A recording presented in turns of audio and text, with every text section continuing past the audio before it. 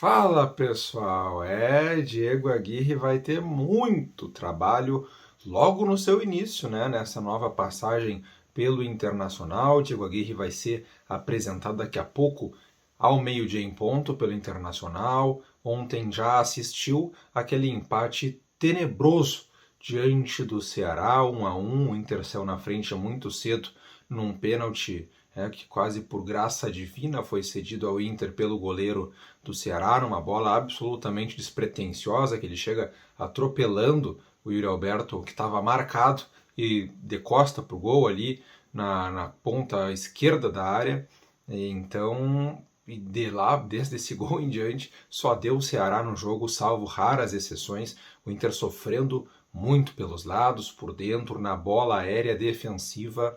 Um show de horrores, um time que não conseguia trocar passes e só dava balão, e quando conseguia cruzar o meio de campo na base desses balões, apostava em chuveirinho na área sem nenhum trabalho de toque de bola. Parece que não sobrou nada daquilo que a gente via algum tempo atrás acontecendo no Inter, com jogada de meio de campo, toque de bola, uma saída de bola pelo chão, que o Daniel e os zagueiros parece que esqueceram de fazer, agora só dão balão desde que Miguel Ramírez saiu, não conseguiram achar um equilíbrio nisso, né?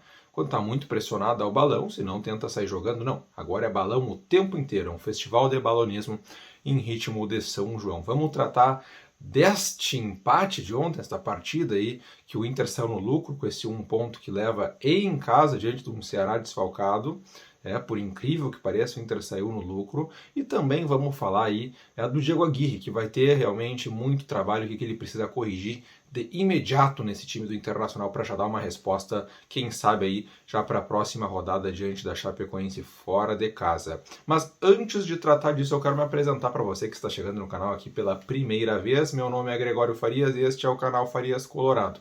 Seja muito bem-vindo ao canal e eu te faço o convite, se inscreva no canal e ative o sininho das notificações. Aliás, se você já é inscrito aqui no canal e não tem recebido notificações, eu vou repassar este aviso que, então, faça o seguinte, tire o sininho e coloque de novo, porque algumas pessoas, aliás, várias pessoas não estão mais recebendo as notificações quando eu posto um vídeo novo e com isso acabam não assistindo o conteúdo. Aconteceu esse problema aí, então, se você não está recebendo notificações, desative o sininho e ative de novo, para que aí daqui em diante o YouTube corrija esse problema aí e você possa voltar a assistir o meu conteúdo aqui em primeira mão. Nunca se esqueça de deixar o like no vídeo, é muito importante, porque curtindo o vídeo você ajuda esse conteúdo a ser impulsionado para mais colorados e aí este canal continua a crescer. Internacional 1, Ceará 1, um jogo horrível. Eu tenho dito que talvez só não tenha sido pior do que o 5-1 que o Inter sofreu para o Fortaleza lá no Castelão, só que tem algumas diferenças muito importantes para a gente pontuar, né? Diante do Fortaleza, lá no Castelão era um jogo fora de casa, né? O Inter estava com um time reserva cuja média de idade era 23 anos, e no primeiro tempo, Pedro Henrique é expulso. E aí o Inter fica com 1 a menos. Tem essas diferenças. Ali foi um terror, sofremos uma goleada, mas ontem no Beira-Rio, em casa, com um time titular, diante de um Ceará desfalcado que é pior que o Fortaleza, num bom gramado, o Internacional poderia ter tomado uma goleada. Bastava o Ceará colocar o pé na forma, porque errou muitas chances de gol. Né? O Internacional saiu no lucro com este placar de 1-1. O Inter leva 1 ponto ganho nesta partida porque merecia ter perdido. O Ceará jogou para vencer o Internacional dentro do Beira-Rio. E o Internacional não conseguiu trocar 5 passes seguidos do primeiro ao último minuto. Toda vez que complicava, o Inter apostava num balão para frente, numa bola longa, numa ligação direta. A bola cruzava reta pelo meio de campo sem a figura do Tyson. O Edenilson não conseguiu jogar nada de novo. Tirando o pênalti, que para bater pênalti ele é um leão, mas para aparecer com a bola rolando ele se esconde. Patrick tenta muito e erra quase tudo, para não dizer que erra tudo. O jogador tem até aqui no Brasileirão 90 perdas de posse. É a segundo maior número de perdas de posse de bola de toda a competição. E só não é maior porque o Patrick foi desfalque, né? em alguma partida. Ali ele jogou só uma parte do segundo tempo diante do Sport, porque estava voltando de lesão. E contra o Fortaleza foi o time reserva.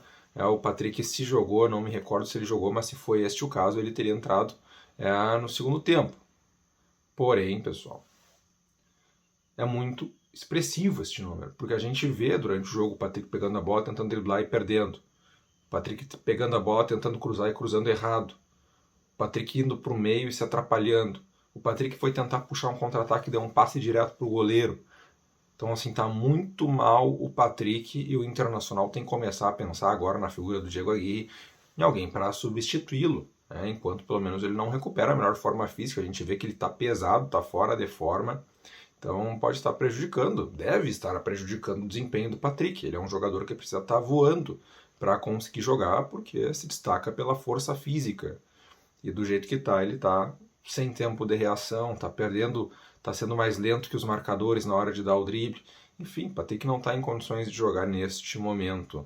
E a outra coisa é a dupla de ataque, né? Formada por Yuri Alberto e Thiago Galhardo. Isso aí não funciona. Né? Muitos pediam que o Ramires fizesse isso, reclamavam que ele só usava um atacante, mas tá aí. Yuri Alberto e Galhardo juntos não fazem nada, um atrapalha o outro. É o mesmo jogador dentro de campo, no mesmo lugar do campo, e nada acontece. O Inter fica sem mais uma opção pelo lado, sem mais uma opção para entrar por trás dos atacantes, sem um outro articulador. O Inter fica com um buraco no meio de campo, tendo esses dois jogadores enfiados lá na frente. Então tem que voltar a ser um esquema com apenas um atacante. Aí escolhe o Yuri ou o Galhardo, que escolhe pelo momento, né? Coloca o Yuri, não jogou bem, coloca o Galhardo, enfim. Né? O problema é que o Inter precisa ter, ainda mais agora na ausência do Tyson, mais jogadores no meio de campo para articular esse time, porque senão vai continuar sendo o festival de balonismo que a gente viu ontem diante do Ceará. Balão para frente. Outra coisa, o Lucas Ribeiro, pelo amor de Deus, joga o Zé Gabriel, a gente pede o Lucas Ribeiro. Joga o Lucas Ribeiro, a gente pede o Pedro Henrique. Joga o Pedro Henrique, a gente pede contratação. Porque o que o Lucas Ribeiro fez ontem é vergonhoso. Ele apanhou da bola. Com menos de 1 minuto de jogo, a primeira bola que cai no pé dele, ele deu um passe para trás enforcado para o Daniel sair correndo, dar um balão. Na verdade, nem sei se foi um passe ou ele perdeu a bola, se atrapalhou com um cara que estava marcando ele e a bola sai do pé dele para trás. O Daniel ter que sair da área que nem um maluco, que se é o lombo ali daqui a pouco mais lento, não chega e o Inter tomaria 1-0 com menos de 1 minuto. No segundo tempo a mesma coisa, veio uma bola para ele dar um passe alto, mas alto, uma bola alta, quase para o Daniel matar no peito dentro da área com o atacante pressionando ele. Fora os erros de domínio de bola durante o jogo, teve uma que ele saiu com bola e tudo na lateral. Horrível, assim, parecia um jogador de várzea. E aí tinha gente que reclamava ano passado, né, quando ele veio, que o Eduardo Cudê não colocava ele para jogar, mas pelo amor de Deus, o cara é muito ruim. A gente sabe que o Zé Gabriel marca mal, ele fez aquele gol contra bizarro, mas ele era um jogador de meio de campo, um volante, que tem mais qualidade técnica. Marca mal na zaga, não é zagueiro, talvez nunca vá ser zagueiro, mas foi uma tentativa de achar uma solução para uma carência do elenco, e agora que mesmo com a chegada do Lucas Ribeiro, e dá para ver agora cada vez que ele joga com mais frequência, que ele nunca foi solução para esse problema que existe desde a saída do Bruno Fux. O Internacional precisa de um zagueiro urgente. Tá? Outro aí, um erro claro do Osmar Loz, né? Tirar o Johnny, que vinha ajudando muito essa saída de bola a ser pelo chão e não na base do balão.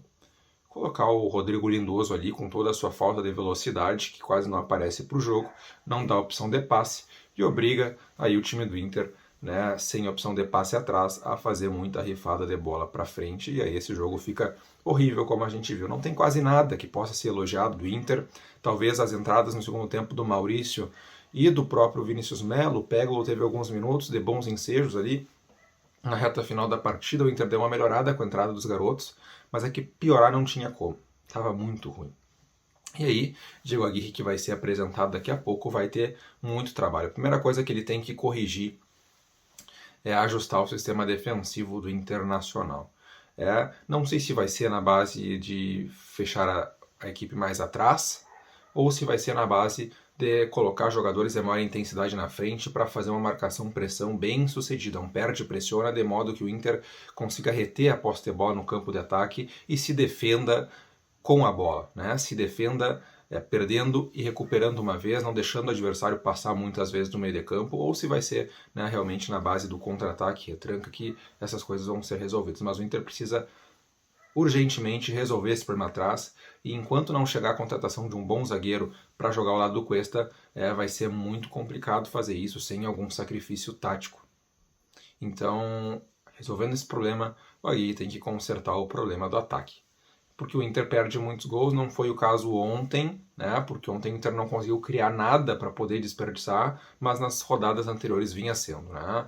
O Yuri Alberto e o Galhardo muito maus, talvez passe essa correção no sistema ofensivo por jogar apenas um deles, não sei, entrada de algum outro jogador, o Caio Vidal por ali, o Maurício, que é um bom finalizador, o próprio Bosquilha voltando de lesão, que até não esteve no banco nas 2 últimas rodadas, mas a tendência é que pro fim de semana, pro meio de semana agora, diante da Chape, volte a ficar à disposição. Mas o Aguirre vai ter que povoar esse meio de campo do Inter, jogar só com um 9, ele que sempre jogou apenas com um jogador de referência, né, quando esteve aqui no Internacional anteriormente, então deve realmente fazer isso, e aí e consertando este time aos poucos aí, porque a coisa está muito feia, são 15 pontos disputados e apenas 5 pontos ganhos nesse início de Campeonato Brasileiro, é muito pouco para o Inter, que agora vai para 2 jogos fora do Beira-Rio, né? Então, se já está difícil no Beira-Rio que o Inter não ganha vários jogos, a tendência é que esses próximos jogos também sejam muito difíceis diante da Chapecoense do América Mineiro, e o Internacional vai ter que dar um jeito aí, porque precisa voltar a vencer, precisa voltar a somar pontos para subir na tabela. Diego Aguirre vai ser apresentado agora há pouco e vai ter muito trabalho, porque o que se viu ontem no jogo entre Inter e Ceará, e ele viu, estava em loco, estava no Beira-Rio assistindo, viajou 11 horas de Montevidéu para cá para assistir aquela peleia braba, e ficou do primeiro ao último minuto assistindo na arquibancada. Então ele vai ter muito trabalho e ele sabe disso pelo que ele viu ontem. Espero que ele consiga dar uma solução efetiva logo de cara, porque o Inter precisa voltar a vencer imediatamente. Se você chegou até aqui no vídeo, eu peço novamente que deixe o seu like e refaça o convite para quem não é inscrito. Se inscreva no canal, ative o sininho das notificações, que aí sempre que eu postar um vídeo novo, você vai ficar sabendo em primeira mão pela notificação do YouTube. Se não está recebendo e já é inscrito e já ativou o sininho anteriormente, refaça esse processo. Ative o sininho novamente, desative e ative novamente, porque aí a partir de então você vai voltar a receber as notificações aqui do canal. Eu sou o Gregório Farias, este é o canal Farias Colorado.